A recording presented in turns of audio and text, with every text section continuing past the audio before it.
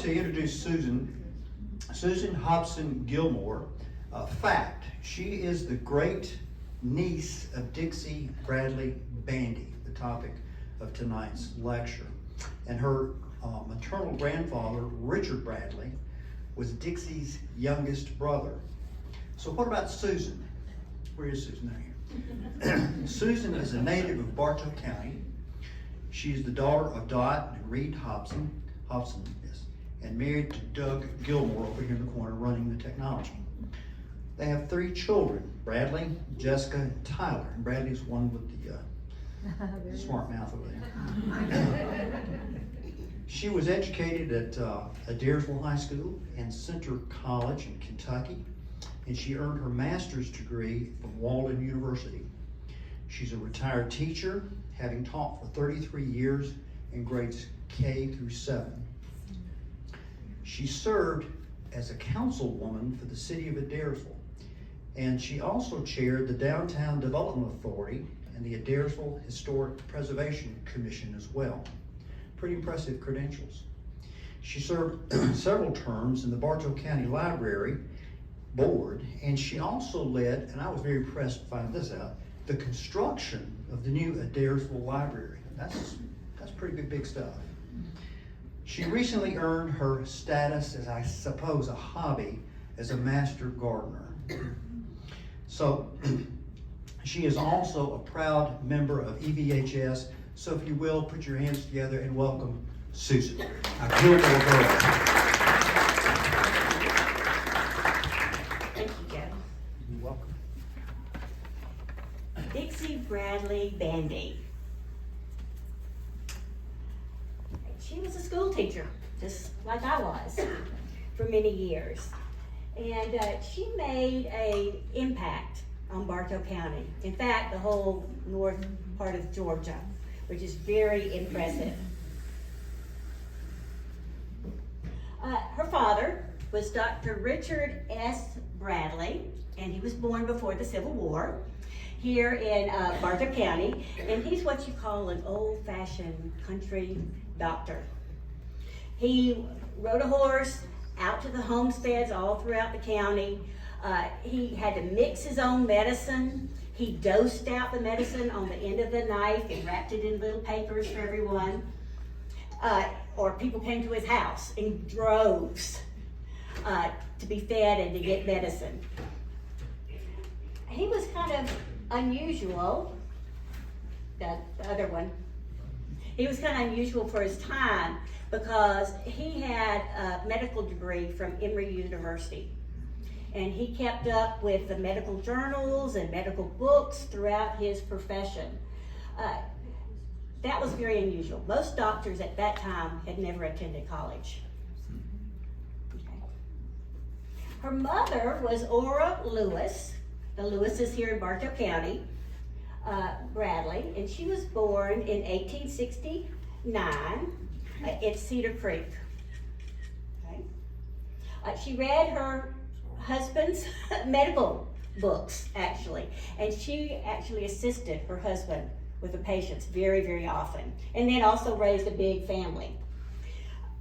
When the children were raised, they were out of family, she was encouraged to write her autobiography.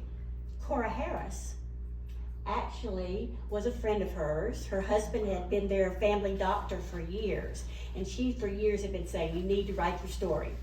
And she did. She published A Country Doctor's Wife, which is her autobiography. Talks about growing up right after the Civil War here in Bartow County and her life with a doctor.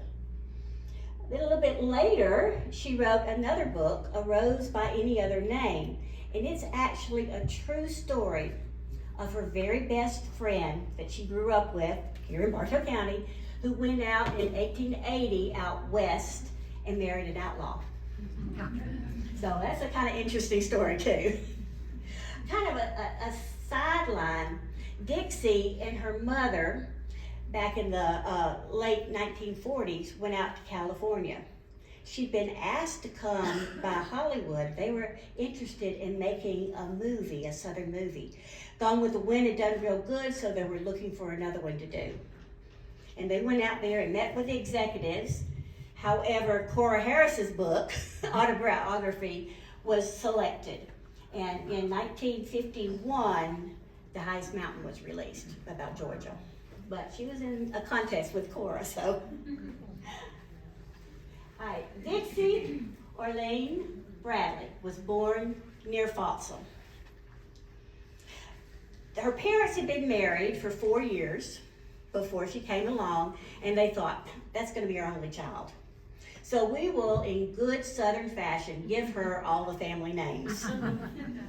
So Dicksie, and its unusual spelling, is because she's named for her father, Dr. Dick. And then her middle name, Orlean, comes from her mother, Ora. The interesting thing is they went on to have 7 more children, with the last son finally getting the richer name. When Dicksie was young, there was a terrible typhoid epidemic in the county, and she was stricken and very, very sick. At the time, the old saying was, you feed a cold and you starve a fever. And that's what a lot of the people around really believed in. Her father noted that more people actually died from starvation than they did from the fever. Luckily, her father was a doctor, so she had access to the best medicine, and he allowed her to be nourished with squirrel broth while she was sick, so she had a full recovery.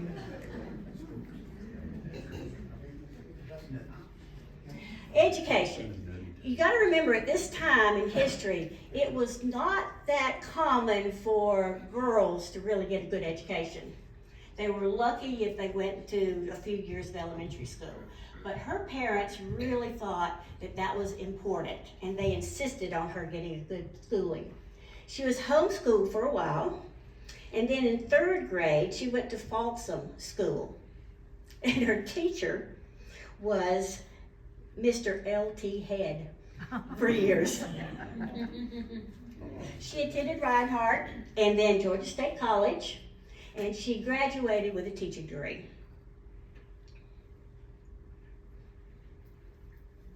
She taught school for several years, and she fell in love with Burl Judson Bandy. Got married in 1915. She was 25 years old. Again, that was pretty unusual for that time. Her husband was from Gordon County, and he was a telegraph operator with Southern Railroad. Dicksie continued to work even though she was married, which again is unusual.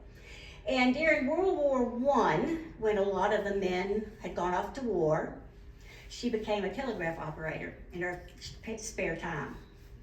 This turned out to be really good later on because she was given a lifetime pass to ride the train for free. After World War I, beginning of 1920, she had the birth of her 2nd child, and she decided no more of this double working. She wasn't going to teach school anymore. She wasn't going to work for the railroad. So her and her husband decided to open a country store. They opened their first store in Sugar Valley, and it did very well. And they opened a 2nd store in Hill City.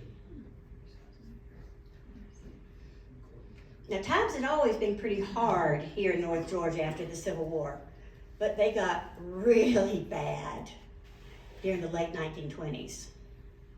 Most of the families would charge their food, seeds, supplies at the country store, and then in the fall, when the crops came in, they'd pay off their debt. Well, as times got hard, cotton prices fell. A lot of the cotton gins even closed their doors and wasn't even buying any cotton. The boll weevil hit North Georgia. There were even several years of terrible drought. Even banks started foreclosing on the farms. And of course, people could not pay their bill to the Bandy store. It's told that they ended up only their suppliers about $20,000, which is a lot back then. But Dicksie was determined. She said, we are going to pay back every single penny.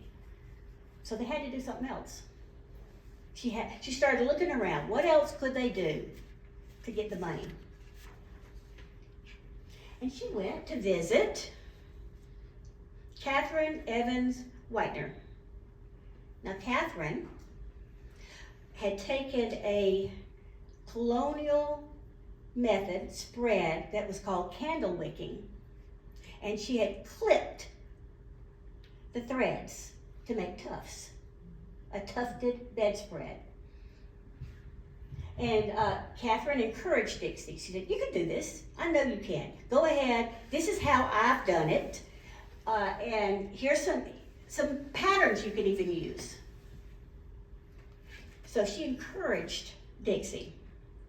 She learned all about how she wasn't the first one. There were several people, Catherine and others, had set up what was called a spread house. They would take a small warehouse, maybe even a back room in their house, and they would stamp a pattern on just an unbleached muslin sheet.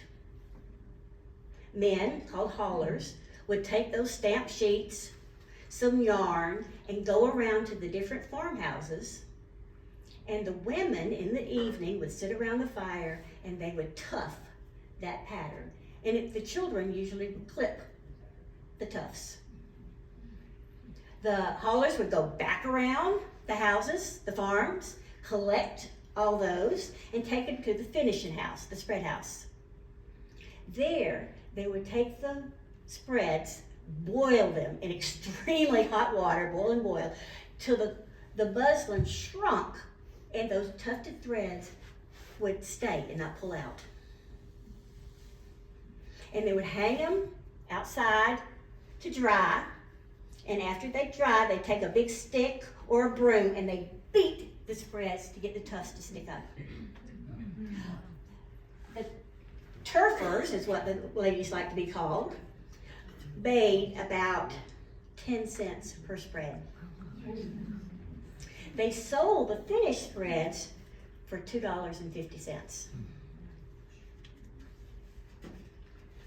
Dicksie, had to find out everything. So she looked at the spread lines too.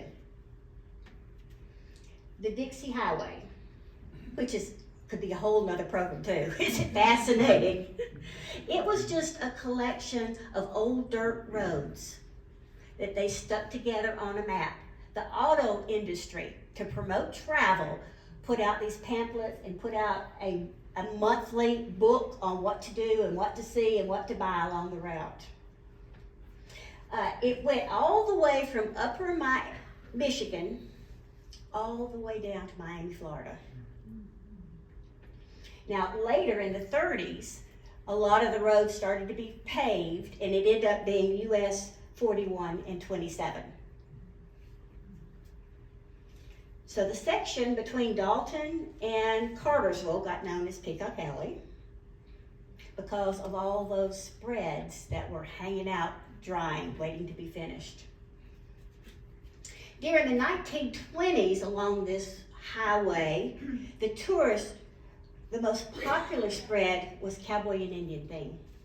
And if you look at the very back when you came in, that's an example of a hand-tufted, everything sewed and boiled spread for the Indians.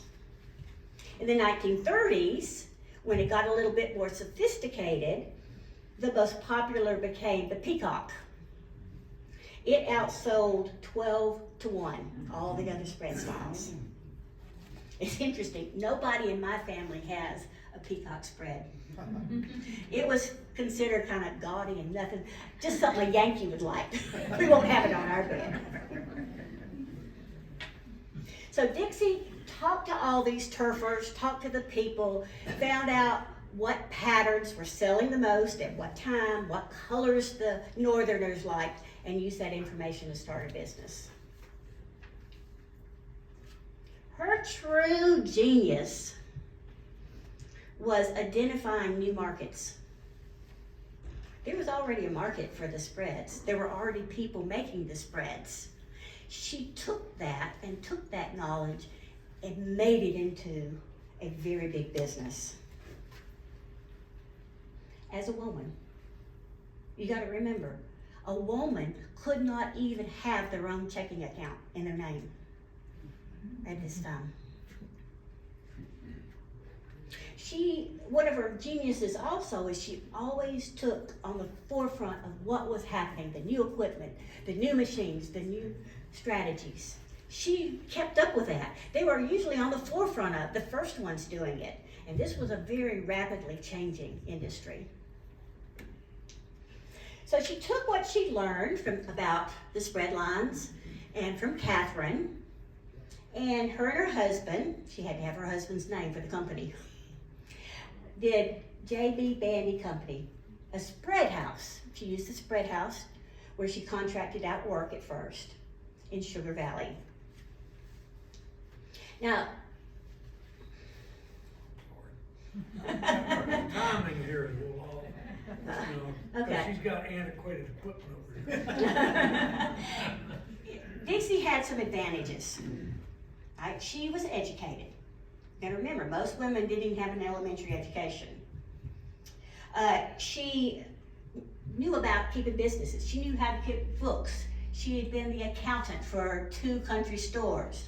She knew how to order and get supplies in and to figure out how much she would need. So she had that advantage. She knew which farms were having trouble, who couldn't pay their bills at the store, who needed some extra money. She knew which women you have to tuft because she's been selling them the raw materials for years from the store. And she knew which men could really use that extra money being a hauler, which came in advantage. She knew the people. She'd been the telegraph operator, so she had that free pass to ride the train, and that's how most people got around at that time. By running the store, she had a line of credit with those suppliers already.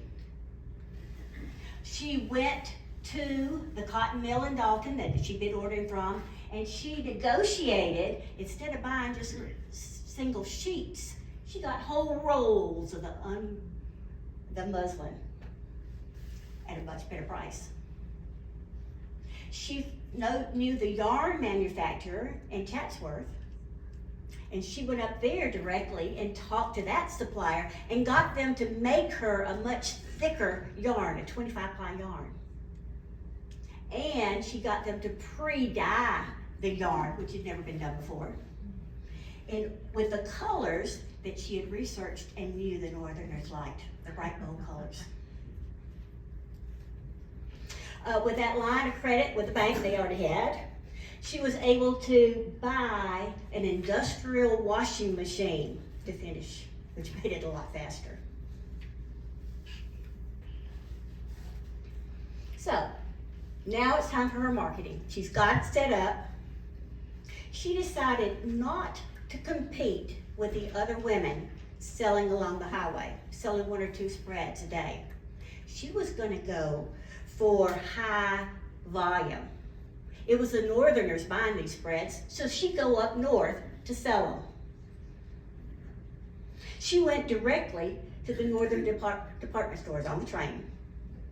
Her husband thought she was very foolish and it would never work. Nobody's going to buy those spreads. She carried her suitcase and a completed spread. She first stopped in Washington, D.C., went up, didn't have an appointment, just said, "Can I see the buyer?" And the buyer saw her and bought 400 spreads at $4 a spread. This is going to give her at least a 50% profit. Amazing. She went on to Baltimore, went to another store, sold another 200 spreads for the same price. 600 spread order. And she headed home. She was going to go some more, but she headed home, said, "How in the world am I going to fill this order?" She got home, started hiring dozens and dozens of more ladies to tuft, even paying them a little bit more, higher price, so she could kind of get them away from other little companies. And they filled every single one of those orders and made a nice profit. Her next sales trip, she went up to New York to Macy's, and she procured an order for 1,000 spreads. She knew she was going to have to find a faster way, a more efficient way to produce these spreads. It's just wasn't going to work the way they were doing with the spread house. So she hopped on that train again, and she went down to Georgia Tech. And she met with the dean of the college, and he assigned a graduate student to work with her, kind of as an assignment. And she met back and forth with him several times, and this young engineer came up with how to simply modify a Singer embroidery machine. He fixed it so it would take that heavier thread and punch it through the muslin without tearing the fabric. And he even put a little knife on it that would click, cut the loops.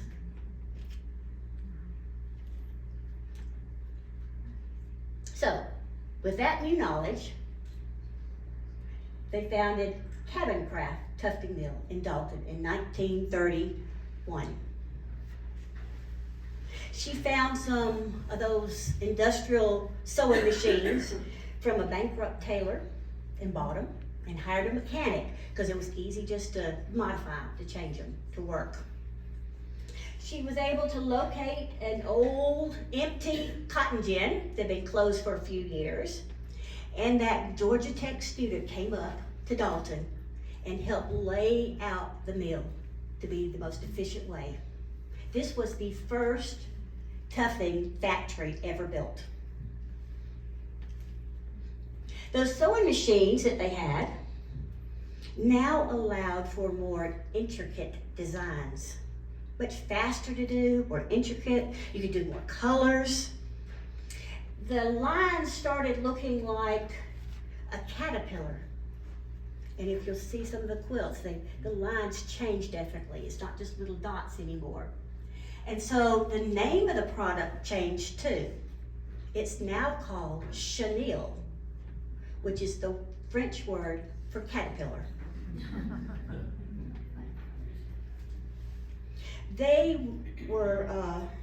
She moved that handiwork from the farm to the factory. The farmers who were losing their farms now had a steady job, both the men and the women. She helped countless people. And they had a reputation for really quality work. They would not accept. She went through and made sure everything was high quality. And one of their spreads was even in the movie Gone with the Wind, on Scarlett O'Hara's bed. If you ever watched that movie, it's a Bandy spread. Now, technology was changing quite rapidly. Almost every other year, something was happening, and they kept up with it. That was their motto. We built this factory, but it's not just going to stay that way. We're going to keep improving.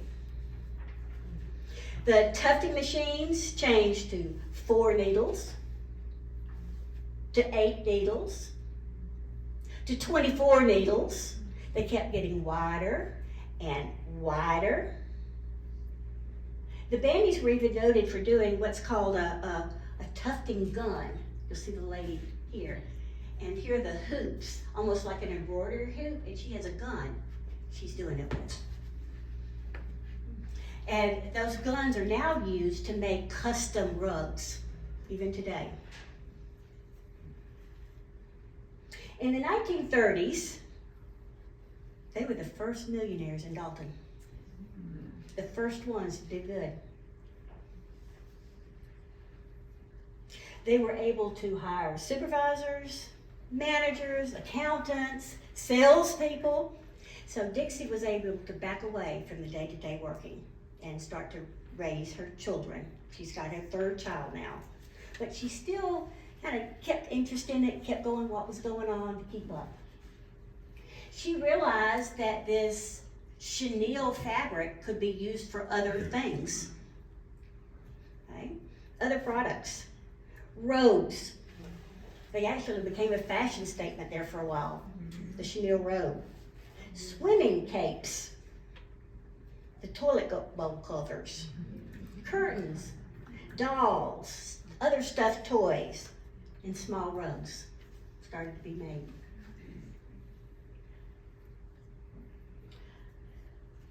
The Bandys had that mill in Dalton, but they also opened J.C. Bedspread Company in Ellijay and Southern Craft in Rome.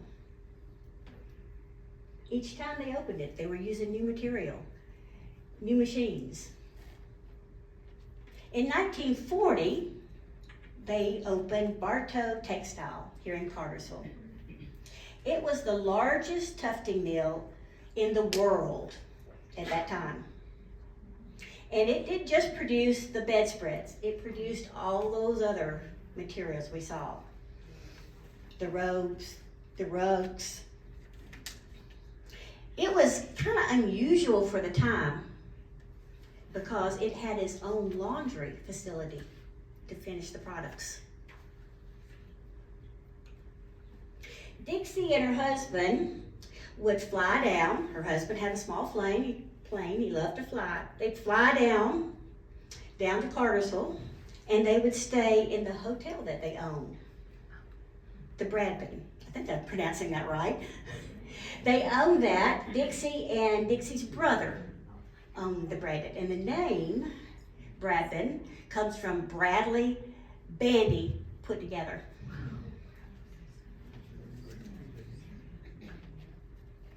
Their business continued to prosper and volume increased. After World War II, people were hungry for color in their houses. In 1948, Dixie's husband died. She sold all their smaller companies. They had a lot of little laundries and other things. And the larger mills were divided up with their 3 children. Their daughter, also named Dicksie, and her husband, David Tillman, inherited Bartow Textiles. David actually worked with DuPont to develop a method to put backing on the small rugs so they wouldn't skid and slide. And he also worked on experimenting with a bigger, longer machine that could actually make carpet.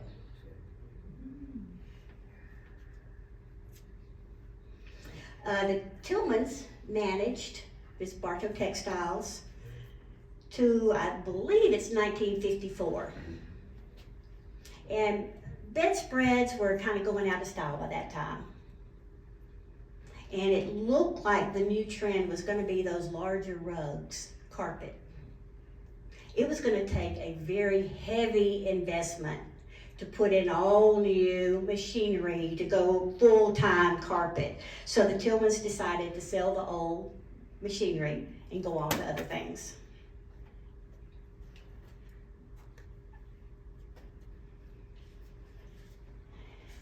Dicksie was out of it, the business, but she still kind of kept her ear to what was going on. She was convinced that carpet was going to be the next big thing. So she talked to her son, Jack Bandy, and another fella who was renting a room from her at the time. And she convinced those 2 people to go into the carpet business. They got a third person to come in, and with their financial, marketing, production skills, they created what was called Cornet Carpet. The new mill opened with 12 to 15 foot wide machines, and they used wool instead of the cotton that had been used before. And Dicksie had been right. By the late 1950s, carpet was the thing everybody wanted in their home. She'd made a wise choice to encourage that. Jack and his partners followed through with Dixie's idea of you've got to keep up with the modern machinery and the ideas. They went from wool to synthetic fibers, nylons. They went larger machines. Cornet Carpet was the first carpet manufacturer to be listed on the New York Stock Exchange. Now, Dicksie was kind of out of the carpet business except for giving ideas and suggestions. And so she had other interests. She always cared for others. A few of her projects were she helped build the intensive care wing at the medical center in Dalton. She was a chief fundraiser for the Salvation Army. She developed the Dalton Regional Library System. She was the founder of the Whitfield Murray Historical Society. She became very concerned about the plight of the Cherokees. And she initiated and led to restore the Chief Band House. She made extensive contacts back and forth with the Cherokees in Oklahoma, and she was named official ambassador to the Cherokee Nation. In 1958, a fully restored Van House was dedicated and presented to the state of Georgia as a monument to the Cherokee culture.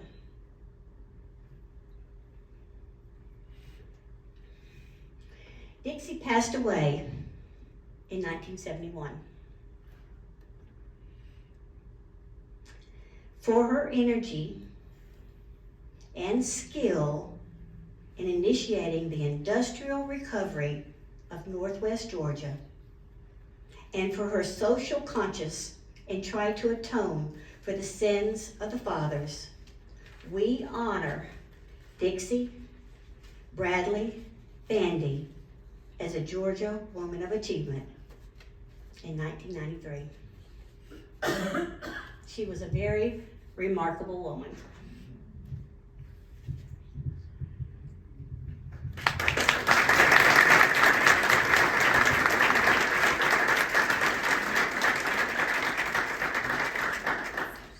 Susan, Yes, what was the definition of a hauler? Was it a salesperson or a a courier? hauler, Hauler. hauler. They hauled the material I see. in their trucks. Okay, misunderstood, sorry. Okay, I probably didn't speak clear, I'm sorry. They would take the sheets to the individual houses, and the tufters then would tuft, you know, the lady and her kids in the house would take those sheets, and then they would make the individual, stuff. Have any other questions, or yes? Who presented her with this award? I'm not sure, I'd have to research that, okay? It's based at Wesleyan University, Wesleyan College. Wesleyan College. So there's a national group, yeah. She was nominated by the Cherokee Indian Nation. Oh, cool, even better. The Salvation Army nominated her, and then the Historic Society Yeah. did. She actually became a member before Corey Harris, so I guess she got it back for that. She was in the second, I think the second or third class. Yeah, they got initiated, they had just started it. Flannery O'Connor barely beat her. I mean, it was getting tough. Any other questions, or anybody want to add anything that maybe I? Well, this lady here tells stories about, stand up and talk about going to the swimming pool. Yeah, we have some bandies. We Yeah, have some bandies. bandies here. My grandmother was Bandy. Is it turned on?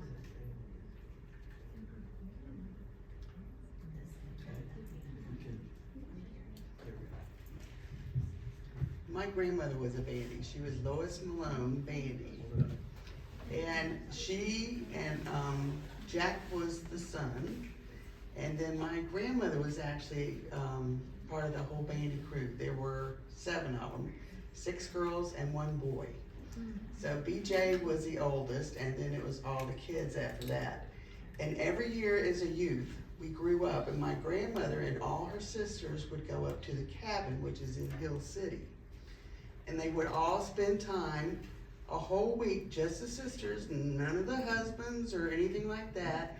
And they always played tricks on each other, but they actually have, and still do have, a spring swimming pool. And let me tell you, as a kid, when you hopped in that, you caught your breath. It was cold. But we still go up there and still celebrate. Every year we've gone up there, and it's usually in June. It's usually either the 3rd or the 4th Sunday, and the whole family comes up. And that's the way it was. The women was, all the sisters would stay up there for a week, and then on Sunday, we would all go pick up our grandmothers or mothers and bring them home. But during that week, they had the best time. Everybody would bring them groceries and food, and my grandmother actually kept a diary of everything that happened when they were there that week. How much they spent and who brought what and all that. And actually the family had some photographers in it. And they actually did videos of them while they were up there. So it is funny to watch the videos and see how they dressed, because they were all into dressing very ornate. And they would make their clothes. And my grandmother always had with her twin sister, they always had the same dresses for all week long. So it was interesting, and I have my 2 cousins here too, and we have grown up with the bandies and doing that every year and having so much fun, and we have such wonderful memories of being up there with our grandmother and all her sisters. And then we were so sorry that we lost Jack, because he was a big supporter of all of us getting together, either at the old home place or in Hill City at the cabin. So we have so many stories and lifelong things that we can tell people about, and we laugh when we get up there and share stories and everything. So the bandies are very special to us. But thank y'all for coming. Thank you for sharing. Thank you. That was absolutely marvelous. I learned so much. I do want to mention, in honor of Women's History Month, some of you may know this, but some may not. In 1832-33, the 2 most wealthy people from the Chattahoochee River to the Tennessee line were women. They were both women. Yay! They ran the ferries across the Chattahoochee River and in Rome. So I think that there's an awful lot to honor about the women and their contribution, and certainly this was an unbelievable contribution that Dicksie Bandy did. John Lewis owns the Bandy building now. John, do you have anything that you would like to say about our Bandy building? No, I've got a question. Okay. Here we go. How many people was it employed down at the Bandy? How many people were employed? Down there? I think around 400. I think that's correct. It varied as time, throughout the time, but since it was the largest, it employed more than anybody else around. Well, it's 47,000 square feet. Mm-hmm. And how long was it open as far as they were running, as far as the Chenille factory itself? How long was it? They, opened it in 1940, Yeah. and then the Tillmans closed it, I think, in 54. Okay. So where is it located exactly? Where is it located? 100 Cook Street. Corner of Cook. Corner Cook. Irwin Street. Yes, Any other questions? Yes, right here. Yes, ma'am. are any of the original sewing machines, still around or preserved or? There are some, I know in Adairsville, where I'm from, in our little depot, we have one of the machines, little sewing machines. They had a small, one of those little spread houses up in one of the attics of one of the things, so. Yeah, there's still some around. And if you look, you really need to look at the quilts that are, or not quilts, but spreads. You see the difference in the hand ones, the ones with a single needle sewing machine, and then the ones with a multi needle. There's a drastic difference in the thickness of the cloth and the tufting.